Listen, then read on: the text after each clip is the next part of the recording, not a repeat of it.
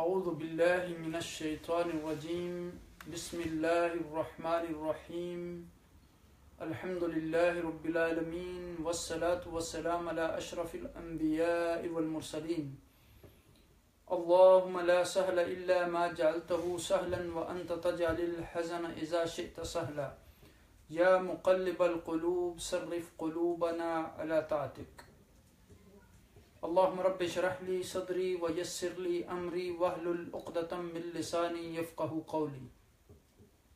اللہ پاک کی حمد و ثناء اور آقا دو جہاں نبی مکرم تاجدار عرب و عجم سید المرسلین خاتم النبیین رحمۃ للعالمین کی ذات گرامی پر درود و سلام کے بعد،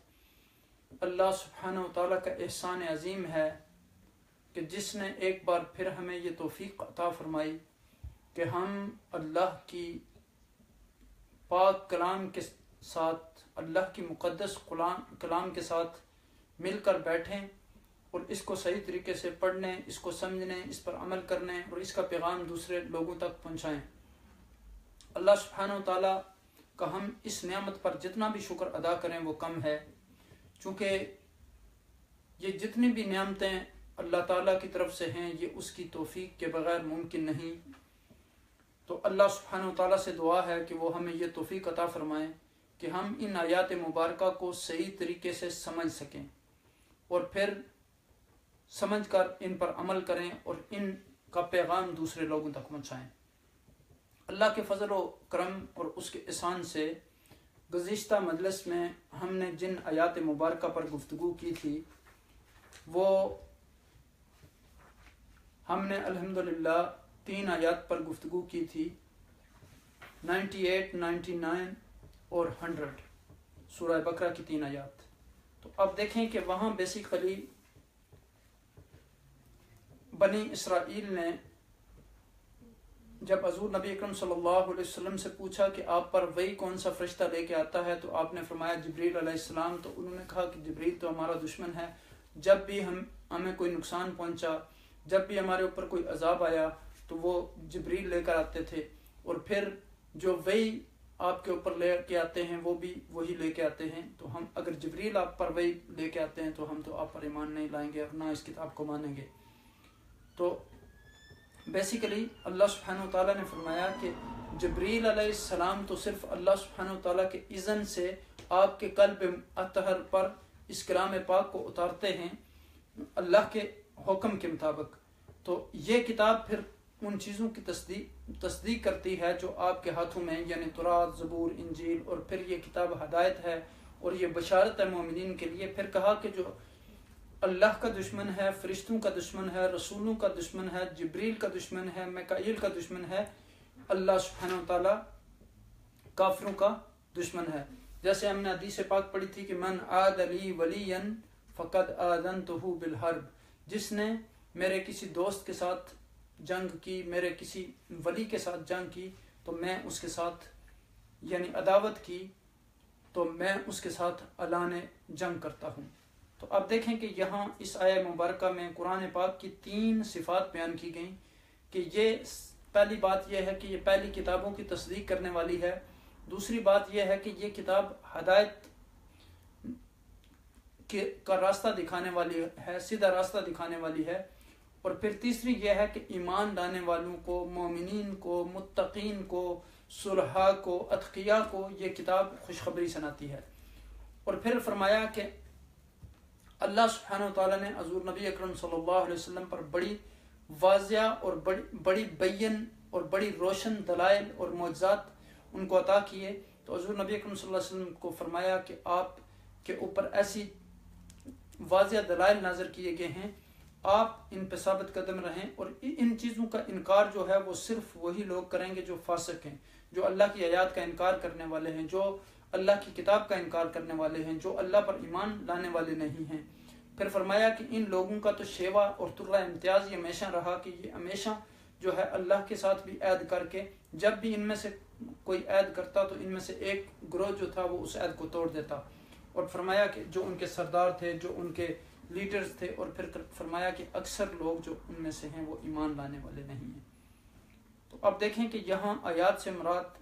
دونوں، بعض لوگوں نے تو کہا کہ صرف سیاق و سباق کو دیکھیں تو اس سے مراد قرآن حکیم کی آیات ہیں، لیکن بعض نے کہا کہ اس سے کونی آیات بھی مراد ہو سکتی ہیں اور شرعی آیات بھی مراد ہو سکتی ہیں۔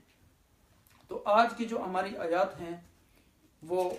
اگلی 3 آیات ہیں، ہم ان کی پہلے تلاوت کر لیتے ہیں، پھر ان کے ترجمے اور تشریح کی طرف انشاءاللہ واپس آتے ہیں۔ اعوذ باللہ من الشیطان الرجیم، بسم اللہ الرحمن الرحیم۔ وَلَمَّا جَاءَهُمْ رَسُولٌ مِّنْ عِندِ اللَّهِ مُصَدِّقٌ لِّمَا مَعَهُمْ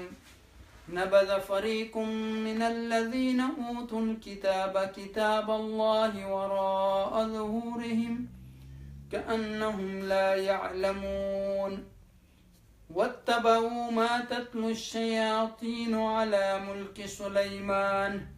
وَمَا كَفَرَ سُلَيْمَانُ وَلَكِنَّ الشَّيَاطِينَ كَفَرُوا يُعَلِّمُونَ النَّاسَ السِّحْرَ وَمَا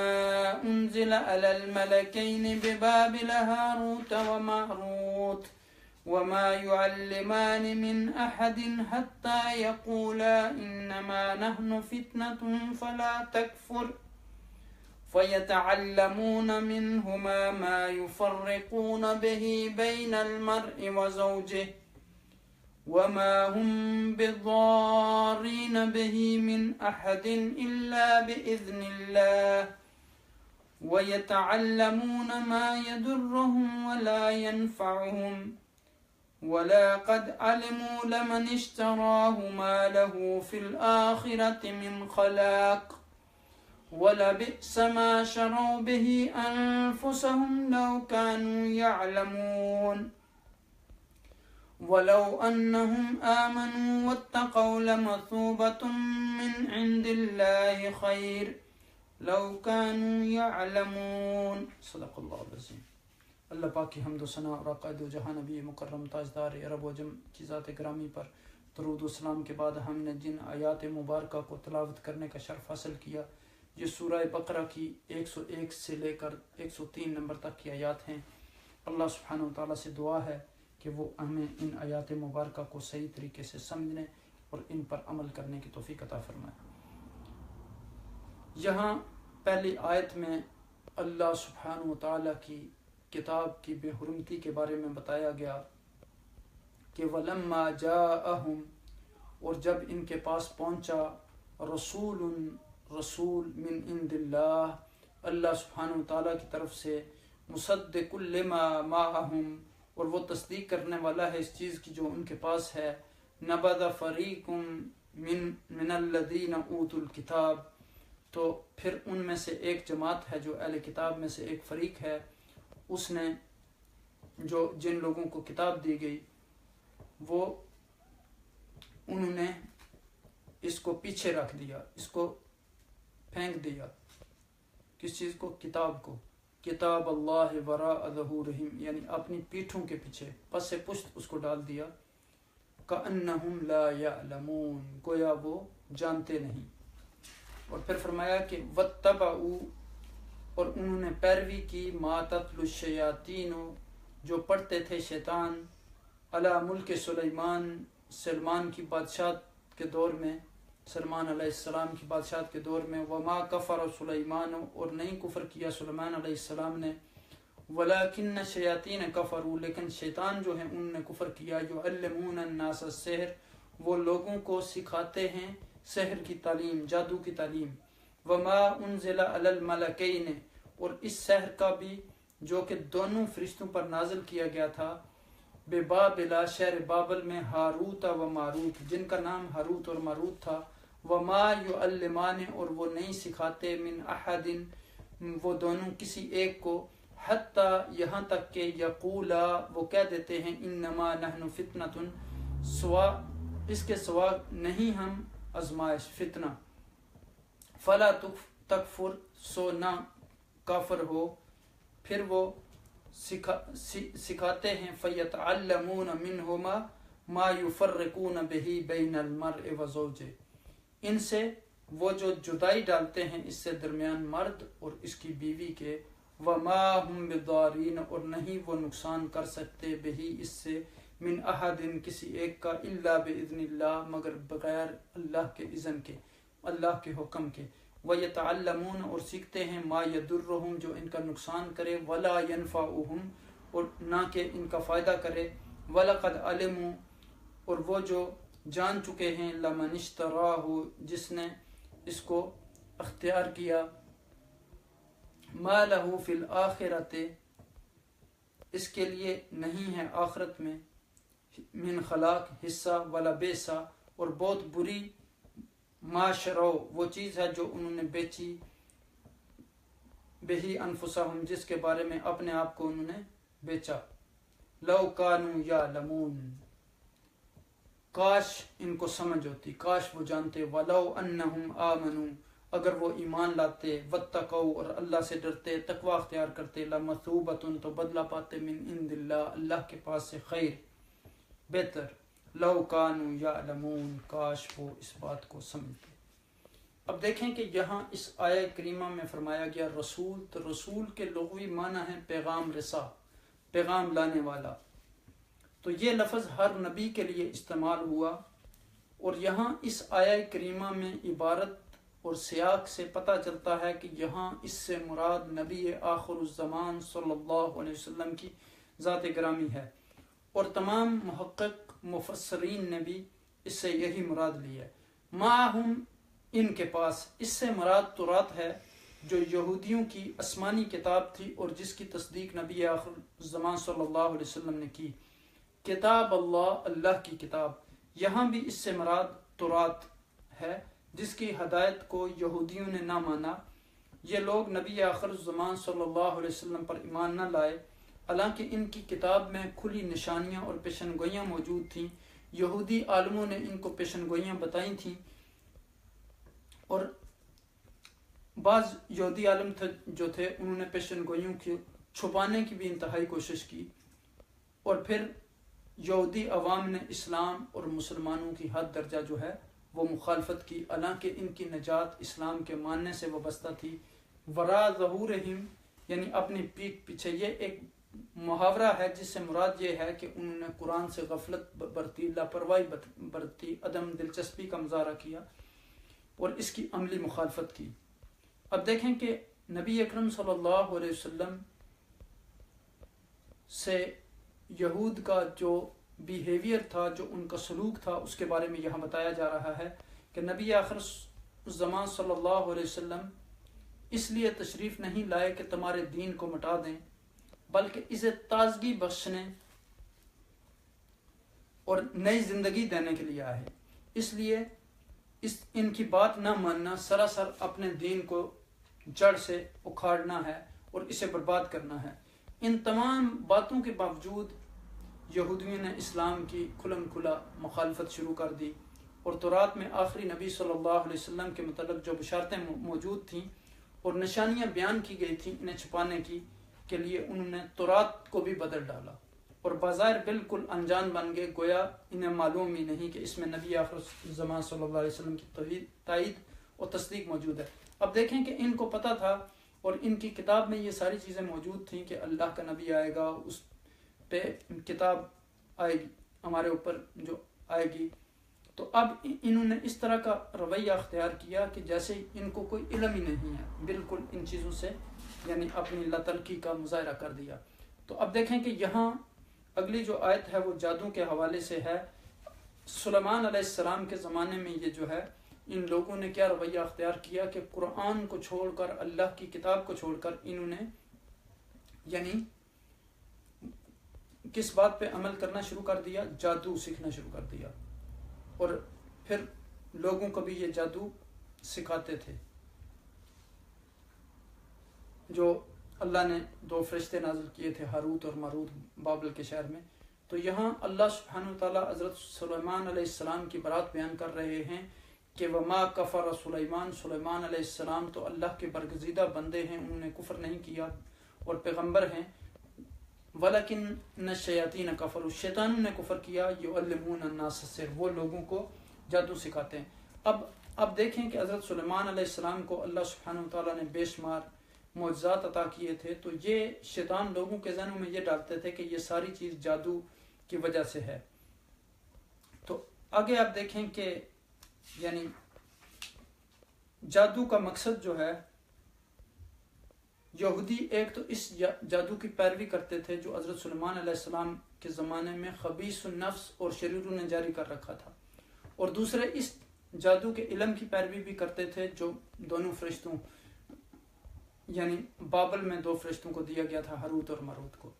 ان فرشتوں کو یہ علم اس لیے دیا گیا تھا کہ عام لوگوں کے حالات میں درستی اور اصلاح کریں اور انہیں اس علم کے برے پہلوؤں سے واقف کریں، لیکن یہودی یہ علم برے فائدے اٹھانے کی خاطر سیکھتے اور سکھاتے تھے۔ اب دیکھیں کہ جادو یہ لفظ اس آیت کے ابتدائی حصے میں آیا ہے اور پچھلے حصے میں بھی مختصر طور پر اس طرف اشارہ ہے۔ سحر بیسیکلی دھوکے کو کہتے ہیں، یعنی ایسی بات جس سے انسان کی نگاہ دھوکا کھا جائے، حقیقت کچھ اور ہو اور ظاہر کچھ اور ہو۔ معجزہ میں اور سحر میں دوسری باتوں کے علاوہ بڑا فرق یہ ہے کہ معجزہ میں ماہیت بدل جاتی ہے اور سحر میں جو ہے حقیقت نہیں بدلتی، صرف نظر کو وہ دھوکا دیا جاتا ہے اور نظر دھوکا کھا جاتی ہے۔ اور آپ دیکھیں کہ اسلام نے جادو کو حرام قرار دیا ہے، اور جادوگروں کا مشرکانہ جو عمل ہے اس سے واضح یعنی ہوتا ہے کہ یہ عمل جائز نہیں ہے، چونکہ اس میں وہ ناجائز طریقے اختیار کرتے ہیں اور جادو اچھے برے کاموں کے لیے استعمال کرتے ہیں۔ تو کوئی نبی یا اللہ کا پیغمبر ایسے کس طرح کر سکتا ہے؟ پھر آپ دیکھیں کہ یعنی بے شمار طرح کے عملیات کرتے ہیں، اور وَمَا يُعَلِّمَانِ مِنْ أَحَدٍ حَتَّى يَقُولَا إِنَّمَا نَحْنُ فِتْنَةٌ فَلَا تَكْفُرْ۔ وہ دونوں کسی کو نہ بتلاتے جب تک یہ نہ کہہ دیتے کہ ہمارا وجود بھی ایک امتحان ہے، سو کہیں کافر مت بن جانا۔ پھر وہ جو چیز ان کو سکھاتے تھے فَيَتَعَلَّمُونَ مِنْهُمَا مَا يُفَرِّقُونَ بِهِ بَيْنَ الْمَرْءِ وَزَوْجِهِ، یعنی جادو بھی وہ ان کو سکھاتے تھے جو جادو کی بدترین قسم ہے، یعنی میاں اور بیوی کے درمیان جدائی ڈلوانا۔ تو آپ دیکھیں بابل شہر جو تھا، اور پھر دیکھیں یہ فتنہ سے مراد یہاں جو ہے وہ ازماش ہے، اور بابل شہر کے بعد جو فساد پسند لوگ تھے ان فرشتوں کے پاس آتے اور ان سے کہتے کہ آپ جادو کے علم اور عملی سفلیات سے روکتے تو ہیں، لیکن یہ تو بتائیے کہ جادو کہتے کسے ہیں اور وہ کون سے اعمال ہیں جن پر جادو سے کام لینا یا فائدہ اٹھانا کفر ہے۔ یہ بتانے کے بعد جب وہ فرشتے انہیں جادو کے بارے میں کچھ بتاتے اور ساتھ ہی اعمال و اقوال بھی سناتے تو یہ فسادی لوگ انہیں پلے باندھ لیتے اور فن کے طور پر اسے استعمال کرتے۔ پھر اللہ تعالیٰ نے یہودیوں کی اس شرارت کے بارے میں مزید یہ بھی بتایا ہے کہ لوگ جادو اور سفلی یعنی عملیات میں زیادہ تر ان عملیات کی مشق کرتے ہیں، جن کی وجہ سے میاں اور بیوی کے درمیان جھگڑا اور فساد اور فتنے اور ان کو علادہ کرنا مقصود ہوتا ہے۔ پھر ہاروت اور ماروت کی یہ تنبیہ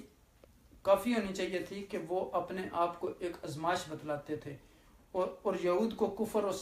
سرکشی سے باز رہنے کی تلقین کرتے تھے، لیکن انہوں نے اس سے کوئی عبرت نہیں پکڑی اور ان پر اس تنبیہ پر انہوں نے کوئی توجہ نہیں دی۔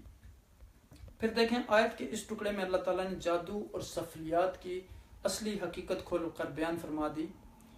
کہ اور اس کا نتیجہ بھی بتلا دیا کہ اگرچہ کچھ لوگوں کے لیے کے نقصان کے لیے کرتے ہیں، لیکن اللہ تعالیٰ بتاتا ہے کہ وہ ہمارے حکم کے بغیر نہ فائدہ دے سکتے ہیں نہ نقصان دے سکتے ہیں، یعنی ان برے اعمال میں پھنس کر وہ اپنی عاقبت کو بگاڑ رہے ہیں، اپنی آخرت کو خراب کر رہے ہیں، آخرت میں ان کو حصہ نہیں ملے گا۔ تو اب دیکھیں کہ یعنی دنیا ممکن ہے وہ دنیا کے کچھ عارضی فائدے ان اعمال کے ذریعے اٹھا لیں، لیکن آخرت میں ان کے لیے کوئی نعمت نہیں ہے۔ اللہ تعالیٰ فرماتا ہے کہ ان لوگوں نے ایک معمولی سی چیز کے بدلے میں اپنے آپ کو اور اپنی آخرت کو قربان کر دیا، اور وہ ان کے لیے انتہائی نقصان دہ ہے۔ اگر اس روش کے بجائے، اس طرز عمل کے بجائے وہ تقوی اختیار کرتے، اللہ پر ایمان لاتے، اس کے عذاب سے ڈرتے، تو یقیناً انہیں بہتر اجر اللہ سبحانہ تعالیٰ سے ملتا۔ اب دیکھیں کہ یہاں فرمایا گیا کہ وَلَمَّا جَاءَهُمْ رَسُولٌ مِّنْ عِنْدِ اللَّهِ مُصَدِّقٌ لِمَا مَعَهُمْ نَبَذَ فَرِيقٌ مِّنَ الَّذِينَ أُوتُوا الْكِتَابَ كِتَابَ اللَّهِ وَرَاءَ ظُهُورِهِمْ كَأَنَّهُمْ لَا يَعْلَمُونَ جب کبھی ان کے پاس اللہ کا کوئی رسول ان کی کتاب کی تصدیق کرنے والا آیا، اہل کتاب کے ایک فرقہ نے اللہ کی کتاب کو اس طرح پیچھے ڈال دیا گویا جانتے ہی نہ تھے۔ اب یہاں دیکھیں کہ اللہ تعالیٰ نبی علیہ الصلاۃ والسلام سے خطاب کرتے ہوئے فرما رہے ہیں کہ ہم نے آپ صلی اللہ علیہ وسلم کو بہت سی آیات بینات عطا کی ہیں جن کو دیکھ کر یہود کو بھی ایمان لے آنا چاہیے تھا۔ علاوہ ازیں خود ان کی اپنی جو کتاب ہے تورات میں بھی آپ صلی اللہ علیہ وسلم کے اوصاف مذکور ہیں اور آپ صلی اللہ علیہ وسلم پر ایمان لانے کا عہد بھی موجود ہے، لیکن انہوں نے پہلے بھی کسی عہد کی کبھی پرواہ نہیں کی جو اس عہد کی وہ کریں گے۔ یعنی مقصود یہ ہے کہ پہلے کون سا وہ عہد کی پرواہ کرتے تھے جو اب کریں گے۔ عہد شکنی ان کے ایک فریق کی، ایک گروہ کی، ایک جماعت کی ہمیشہ جو ہے وہ عادت رہی ہے، حتیٰ کہ اللہ کی کتاب کو بھی اس طرح پس سے پشت ڈال دیا جیسے وہ گویا جانتے ہی نہیں ہیں، یعنی نعوذ باللہ اگنور کر دیا۔ تو یہاں دیکھیں ان یہودیوں نے اللہ کی کتاب اور اس کے عہد کی تو کوئی پرواہ نہیں کی، البتہ شیطانوں کے پیچھے لگ کر جادو کی ٹونے ان پر عمل کرتے رہے، اور پھر نعوذ باللہ دعویٰ یہ کیا کہ حضرت سلیمان علیہ السلام اللہ کے پیغمبر نہیں تھے بلکہ ایک جادوگر تھے، اور جادو کے زور سے ہی وہ حکومت کرتے تھے۔ اللہ تعالیٰ نے فرمایا حضرت سلیمان علیہ السلام جو تھے وما کفر سلیمان علیہ السلام نے یعنی جادو کا عمل نہیں کیا، کیونکہ عمل سحر تو کفر ہے۔ اس کفر کا ارتکاب حضرت سلیمان علیہ السلام کیسے کر سکتے تھے؟ کہتے ہیں کہ حضرت سلیمان علیہ السلام کے زمانے میں جادوگری کا جو تھا سلسلہ بہت عام ہو گیا تھا۔ حضرت سلیمان علیہ السلام نے اس کے سد باب کے لیے جادو کی کتابیں لے کر اپنی کرسی یا تخت کے نیچے جو ہے وہ دفن کر دی تھی۔ حضرت سلیمان علیہ السلام کی وفات کے بعد ان شیاطین اور جادوگروں نے ان کتابوں کو نکال کر نہ صرف لوگوں کو دکھایا بلکہ لوگوں کو یہ باور کرایا کہ حضرت سلیمان علیہ السلام کی قوت و اقتدار کا راز یہی جادو کا عمل تھا، اور اسی بنا پر ان ظالموں نے حضرت سلیمان علیہ السلام کو بھی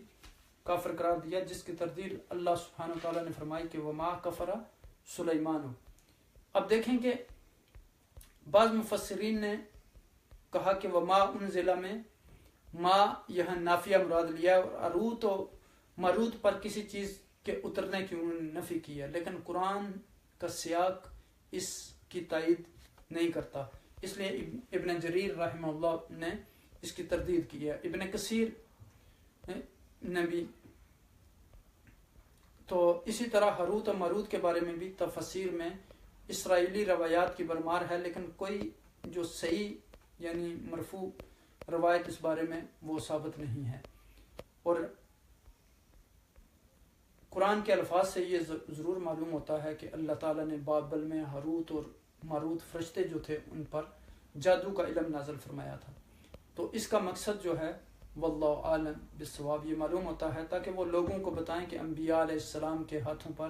ظاہر شدہ معجزے جادو سے مختلف چیز ہے، اور جادو یہ ہے کہ جس کا علم اللہ تعالیٰ کی طرف سے ہمیں عطا کیا گیا ہے۔ اس دور میں جادو کے عام ہونے کی وجہ لوگ انبیاء کو بھی نعوذ باللہ جادوگر اور شعبدہ باز سمجھنے لگے تھے۔ اس مغالطے سے لوگوں کو بچانے کے لیے اور بطور امتحان اور آزمائش فرشتوں کو نازل فرمایا گیا۔ دوسرا مقصد جو تھا وہ بنو اسرائیل کی جو اخلاقی گراوٹ تھی اس کی طرف نشاندہی کرنا بھی مقصود تھا کہ بنو اسرائیل کس طرح جادو سیکھنے کے لیے ان فرشتوں کے پیچھے پڑے، اور یہ بتلانے کے باوجود کہ جادو کفر ہے اور ہم آزمائش کے لیے آئے ہیں، وہ علم سحر جادو کا علم حاصل کرنے کے لیے دوڑ کر ٹوٹ کر پڑتے تھے، جس سے ان کا مقصد ہنستے بستے گھروں کو جو ہے وہ اجاڑنا اور میاں بیوی کے درمیان نفرت پیدا کرنا، ان کے درمیان جھگڑے پیدا کرنا، ان کے درمیان نفرت کی دیواریں کھڑی کرنا تھا۔ یعنی یہ ان کے گراوٹ بگاڑ اور فساد کے سلسلے کی ایک عام کڑی تھی جس کی طرف نشاندہی کی گئی، اور ان کے توہمات اور اخلاقی گراوٹ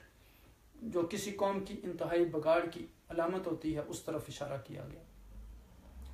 اور پھر ایسے ہی باطل یعنی عقائد کی تردید کے لیے باطل مذاہب کا علم کسی اگر استاد سے حاصل کیا جائے تو استاد شاگرد کو اس یقین دانی پر باطل مذہب کا علم سکھائے کہ وہ اس کی تردید کرے گا، لیکن علم حاصل کرنے کے بعد وہ خود بد مذہب ہو جائے یا اس کا غلط استعمال کرے تو استاد اس میں قصوروار نہیں۔ تو اب دیکھیں کہ جیسے فتح القدیر میں ہے کہ انما نحن ابتلاء وَإِخْتِبَارٌ مِّنَ اللَّهِ لِعِبَادِهِ، ہم اللہ کی طرف سے بندوں کے لیے آزمائش ہیں۔ یہ جادو بھی اس وقت تک نقصان نہیں پہنچا سکتا جب تک اللہ کی مشیت اور اس کا اذن نہ ہو۔ اس لیے اس کے سیکھنے کا فائدہ بھی کیا ہے؟ یہی وجہ ہے کہ اسلام نے جادو کے سیکھنے اور اس پر عمل کرنے کو کفر قرار دیا ہے۔ ہر قسم کی خیر کی طلب اور ضرر کے دفع کرنے کے لیے صرف اللہ سبحانہ و تعالیٰ کی ہی طرف انسان کو رجوع کرنا چاہیے، کیونکہ وہی ہر چیز کا خالق اور کائنات میں ہر کام کی اسی کی مشیت سے جو ہے وہ ہوتا ہے۔ اب دیکھیں کہ ان آیات مبارکہ میں یعنی فرمایا گیا کہ ان کے پاس رسول آئے، رسول علیہ السلام ان کی آیات کی تصدیق کرنے والے ہیں، اور پھر یعنی اہل کتاب کے ایک گروہ نے جو ہے وہ قرآن کے ساتھ غفلت برتی، اس کو پس پشت ڈال دیا، یعنی جسے وہ مانتے نہیں تھے۔ یعنی اہل کتاب کے بارے میں یہاں یعنی اہل کتاب کو پس پشت رکھنے سے مراد یہ ہے کہ انہوں نے قرآن کو قبول نہیں کیا جو رسول لے کر آئے تھے،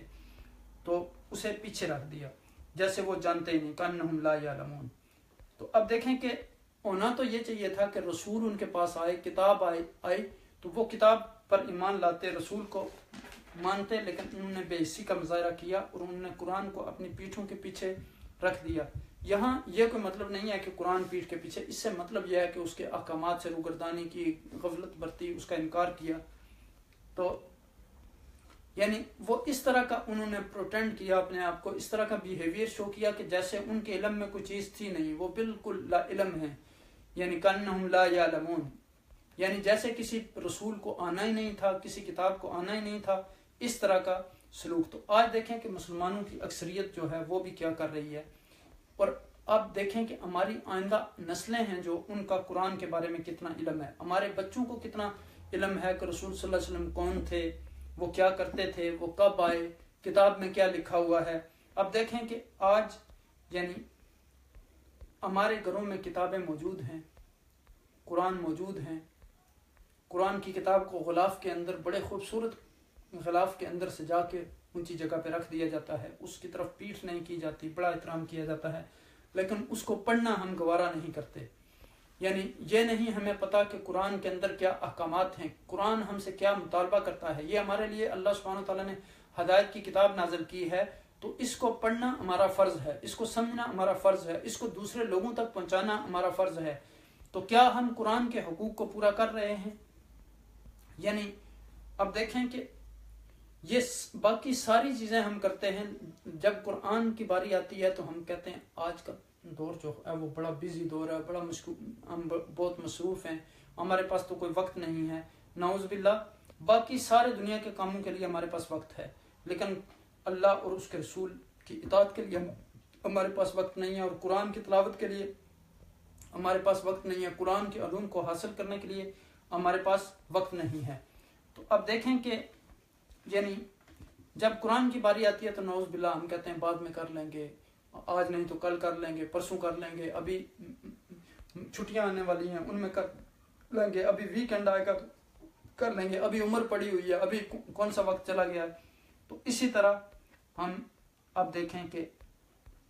اگر ہم ہفتے میں 1 یا 2 دن بھی قرآن کو سیکھنے کے لیے مختص کر لیں، اور اس ایک ٹائم ٹیبل کے مطابق اگر ہم ایک رکوع بھی ہر ہفتے میں سیکھیں، تو اب دیکھیں کہ 1 مہینے میں آپ 4 رکوع سیکھ سکتے ہیں تفسیر اور ترجمے کے ساتھ۔ تو اگر آپ ہر روز 1 آیت کو سیکھنا شروع کر دیں تو آپ اندازہ کریں کہ 7 دنوں کے بعد 7 آیات کی تفسیر اور ترجمہ آپ اس کو سیکھ سکتے ہیں آسانی سے۔ اور جب آپ اس کتاب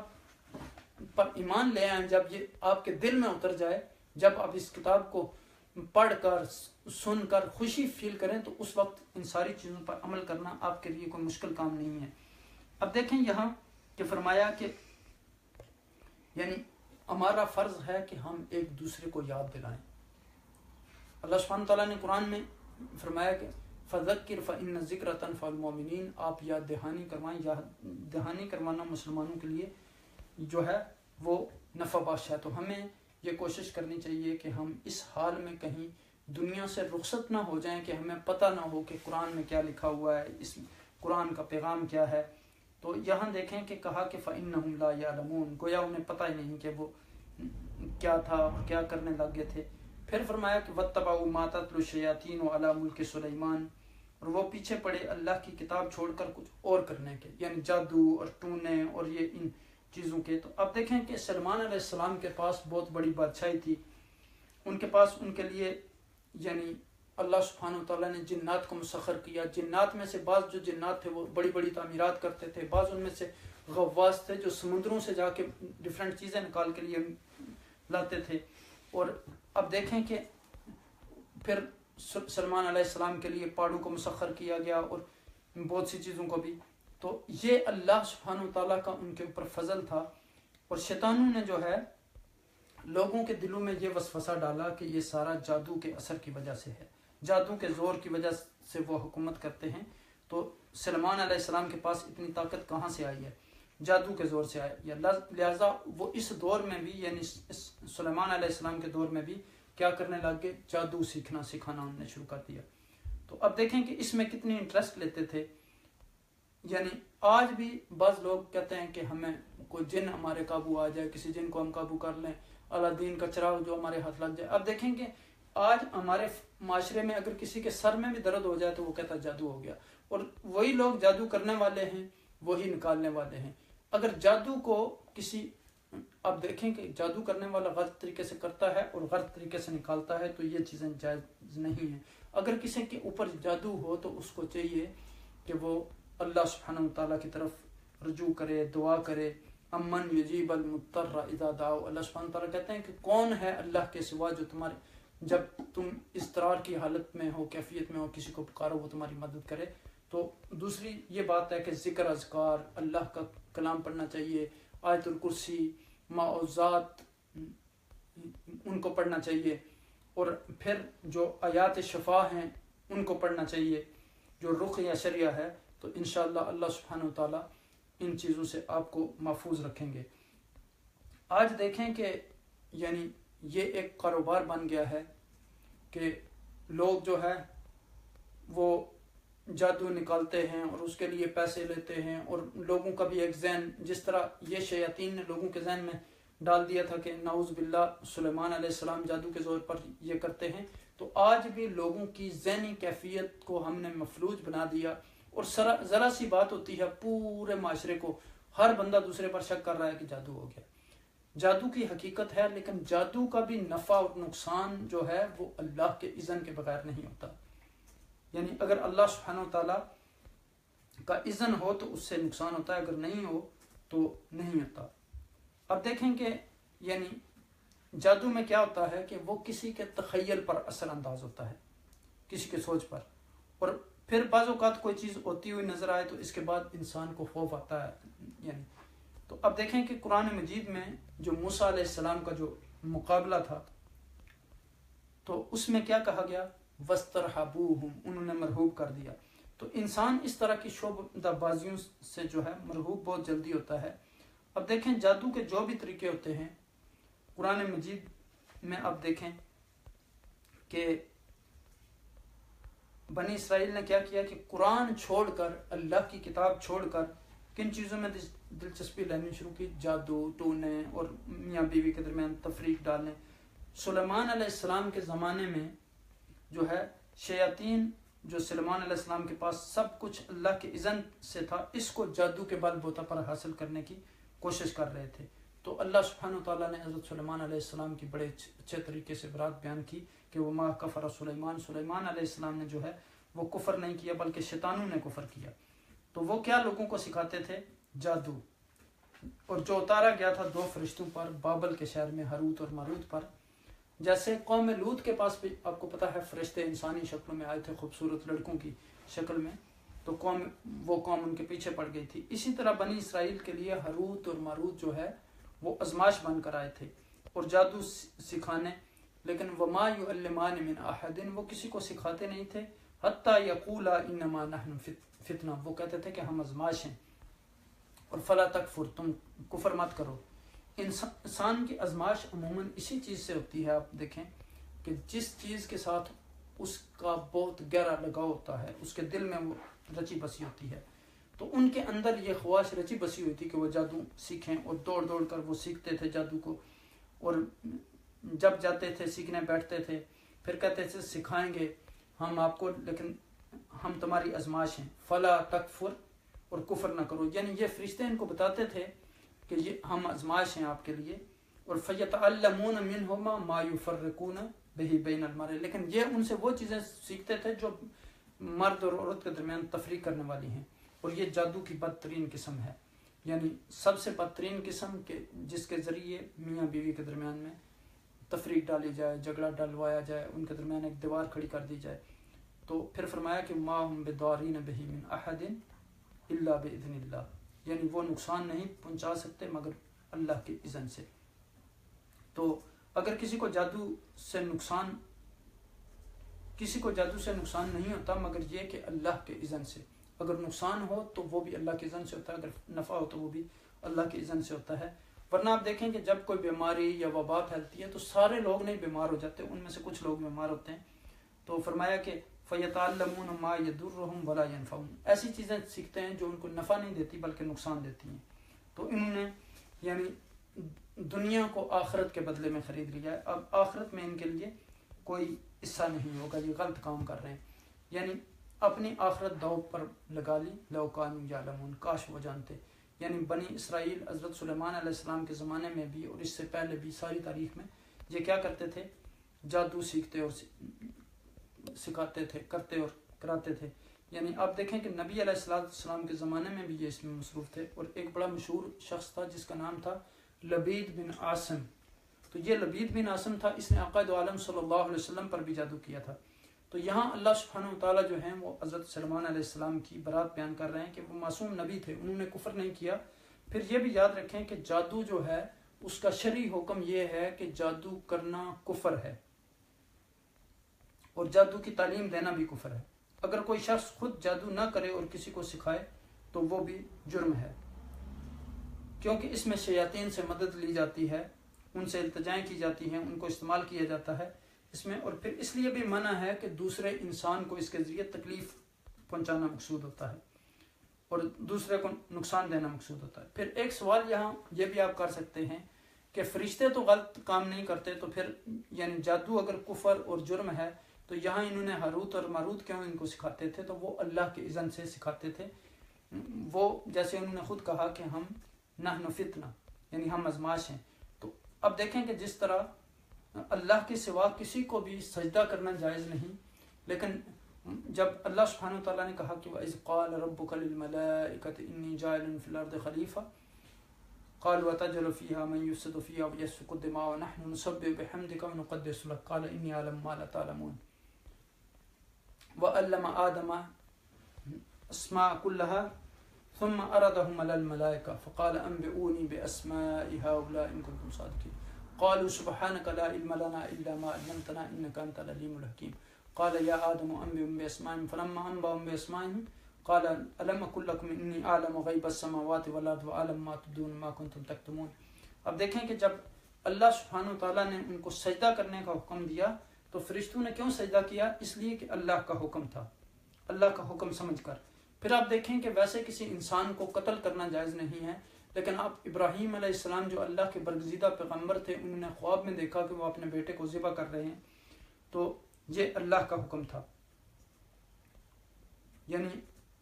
جب تک اللہ کا اذن نہ ہو کوئی چیز بھی آپ کو نقصان نہیں پہنچا سکتی اور نہ فائدہ پہنچا سکتی ہے. آپ دیکھیں کہ بعض اوقات جو ہے اللہ سبحانہ وتعالیٰ حرام کے راستے جو ہیں وہ انسان کے لیے اس لیے آسان کر دیتے ہیں کہ وہ اس کے لیے آزمائش ہوتی ہے. تو اس راستے میں انسان کو انتہائی احتیاط سے کام لینا چاہیے،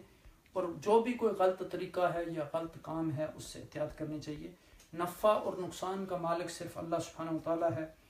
بہرحال اگر کسی کو جادو یا اس طرح کی کوئی چیز محسوس ہوتی ہے، اثر محسوس ہوتا ہے، تو اس کو یعنی آیات شفا جو ہیں وہ پڑھنی چاہیے، موعظات پڑھنی چاہیے، آیت الکرسی پڑھنی چاہیے، اللہ کا ذکر کرنا چاہیے. تو انشاءاللہ ان چیزوں کے ذریعے اس کی حفاظت رہے گی. اور اب دیکھیں کہ اگر جادو کے علاوہ بھی بعض لوگ جو ہوتے ہیں ان کی کوشش ہوتی ہے میاں بیوی کو جدا کرنے کی، ان کے درمیان جھگڑے ڈالنے کی، ان کے درمیان فساد اور فتنہ قائم کرنے کی، تو یہ بھی بہت بڑا یا کسی ان کے امور میں مداخلت کرنے کی، تو یہ بھی بہت بڑا جرم ہے۔ اب دیکھیں کہ یہاں کہا گیا کہ اگر وہ ایمان لے آتے اور اللہ سے ڈرتے تو یہ ان کے لیے بہتر ہوتا اور وہ اللہ سبحانہ تعالیٰ کے ہاں اس کا اجر پاتے۔ تو اصل بات یہ ہے کہ انسان بدترین راستے کو چھوڑ کر اپنی اصلاح کرے ایمان کے ذریعے اور تقوی کے ذریعے۔ اور دوسری بات یہ ہے کہ اجر و ثواب جو ہے جو اللہ کے ہاں ہے وہ دنیا کی ہر چیز سے بہتر ہے، لیکن یہ بات بہت سارے لوگوں کی عقل میں نہیں آتی، ان کی سمجھ میں نہیں آتی۔ فرمایا گیا کہ بل تؤثرون الحیات الدنیا والآخرۃ وابقیٰ، یعنی دنیا کی زندگی پر وہ دنیا کی زندگی کو ترجیح دیتے ہیں کس پر؟ آخرت پر، حالانکہ آخرت کی زندگی پائیدار ہے۔ اور وللآخرۃ خیر لک من الاولی، یعنی آخرت دنیا سے بہتر ہے۔ پھر فرمایا کہ ما عند اللہ خیر وابقیٰ، جو اللہ کے پاس ہے وہ بہتر ہے اور باقی رہنے والا ہے۔ تو اصل علم کیا ہے؟ جس سے انسان کو سمجھ آ جائے کہ دنیا کے مقابلے میں بہتر کیا چیز ہے؟ آخرت ہے۔ کاش یہ ہمیں پتہ چل جائے کہ، اور پھر یہ ہے کہ دنیا میں خیر کے ساتھ شر بھی ہے، اور شر بھی بعض اوقات اثر انداز ہوتا ہے۔ اس سے بچنے کے لیے انسان کو اللہ کی پناہ میں آنا چاہیے، دعائیں پڑھنی چاہیے، ذکر اذکار کرنا چاہیے، حفاظت کی دعائیں پڑھنی چاہیے، جو معصور دعائیں حضور نبی کریم صلی اللہ علیہ وسلم سے یعنی ثابت ہیں، اور پھر اسی طرح معوذات پڑھنے چاہیے۔ تو اللہ سبحانہ و تعالیٰ سے دعا ہے کہ وہ ہمیں ان سب شرور سے ہماری حفاظت فرمائیں۔ تو آج کے درس کا خلاصہ یہ ہے کہ ان کے پاس ایک رسول آیا اور وہ ان کی کتابوں کی تصدیق کرنے والا تھا۔ ان کے پاس ایک کتاب آئی تو انہوں نے قرآن کو پیچھے رکھ دیا، قرآن کو قبول نہیں کیا، اور انہوں نے جادو ٹونا کرنا شروع کر دیا۔ اور اب دیکھیں کہ اس سے ہمیں ایک میسج ملتا ہے کہ آج ہمیں ضرورت اس امر کی ہے کہ ہم اپنی اولاد کو قرآن کی تعلیمات سکھائیں، قرآن کے ساتھ ان کا تعلق بنائیں۔ خیرکم من تعلم القرآن وعلمہ، اور پھر یعنی بہتر شخص وہ ہے جو خود قرآن سیکھے اور دوسروں کو سکھائے۔ اور پھر علموا اولادکم ثلاث خصال حب نبیکم وحب آل بیت وقراءۃ القرآن، اپنی اولاد کو 3 چیزیں سکھاؤ، ایک حضور نبی کریم صلی اللہ علیہ وسلم کی محبت، آپ کے خاندان کی محبت، اور قرآن پڑھنا ان کو سکھاؤ۔ تو اب دیکھیں کہ دوسری بات یہ ہے کہ یہ 2 فرشتے جو تھے ان کو آزمائش کے لیے بھیجا گیا تھا، جادو کا علم ان کے اوپر نازل کیا گیا تھا، اور جادو سیکھنے والے کے لیے آخرت میں کوئی حصہ نہیں ہے، اور جادو کرنا اور کرانا یہ کفر ہے۔ اب دیکھیں کہ اس کے ذریعے انسان اپنے سارے اعمال جو ہے وہ دو پر لگا لیتا ہے۔ اور پھر اس سے ہمیں یہ بھی پتہ چلتا ہے کہ انہوں نے یعنی شیاطین نے لوگوں کے ذہنوں میں یہ ڈالا تھا کہ حضرت سلیمان علیہ السلام کی جتنی بھی یہ طاقت ہے یہ صرف جادو کے بل بوتے پر ساری حکومت کر رہے ہیں۔ پھر اللہ سبحانہ وتعالیٰ نے اس کی نفی کی کہ وما کفر سلیمان ولکن الشیاطین کفروا، یعنی حضرت سلیمان علیہ السلام نے کفر نہیں کیا بلکہ شیاطین جو ہیں انہوں نے کفر کیا ہے۔ اللہ سبحانہ وتعالیٰ سے دعا ہے کہ وہ ہمیں ان آیات مبارکہ پر عمل کرنے کی توفیق عطا فرمائے۔ اللہ سبحانہ وتعالیٰ آپ تمام حضرات کو جزائے خیر عطا فرمائیں، اور اللہ سبحانہ وتعالیٰ ہم سب کو کا حامی و ناصر ہو، ہمارے دلوں کو تقوی کے نور سے مزین فرمائیں، قرآن کے نور سے مزین فرمائیں، اور ہم سب کے حال پر رحم و کرم فرمائیں، اور ہمیں قرآنی علوم سے مستفید ہونے کی توفیق عطا فرمائے، اور قرآن و سنت پر ہمیں عمل کرنے کی توفیق عطا فرمائے۔ جزاکم اللہ خیر، وما علینا الا البلاغ۔ السلام علیکم ورحمۃ اللہ۔